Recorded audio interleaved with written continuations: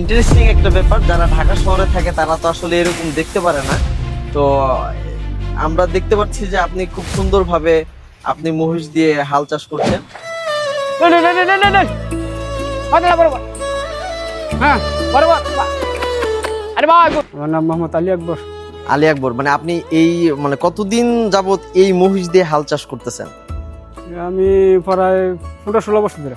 15-16 বছর ধরে। তো এই প্রযুক্তিগত যুগে আসলে এই ট্রাক্টরের বদলে আপনি এই যে মহিষ দিয়ে হাল চাষ করতেছেন, মানে কোনটাতে সুবিধা বেশি? সুবিধা দুটোটা, এইটা যেন খাটনি কম, টাকা এই সিজন একটু বেশি পাওয়া যায়, আবার এই আষাঢ় মাসে কম পাওয়া যায়। এই যে মানে তো কাজ কাম কম মহিষের, মানে এই মাত্র খালি ইরিয়া যে পুষ মাস আইলে ইরি সিজন আইলে পাড়াটার কাম করা যায়, লাখ একটা কাম করা যায় মহিষ দিয়ে। আমার জন্য কিনি, আবার কাম শেষ হলে বিক্রি করে দিই। কাম এখন কি আপনার এই মহিষ কিনছেন না এটা আপনার পালা? কিনা। কিনা? হ্যাঁ। আচ্ছা, এই মহিষ দিয়ে এই হাল চাষ করবেন আরো কতদিন? আরো 4-5 দিন লাগবে। আরো 4-5 দিন লাগবে। তো আজকে মোটামুটি কতটুকু করতে পারছেন? আগে আনো 7 বিঘা। 7 বিঘা? 7 বিঘা করছেন আজকে টোটালি। তা আজকে 7 বিঘাতে কত টাকা পাবেন? 7 বিঘা 1000 টাকা, 7000। 7000 টাকা। আর আপনার এই মহিষের পিছনে, দুইটা মহিষের পিছনে পার ডে কিরকম খরচ হয়?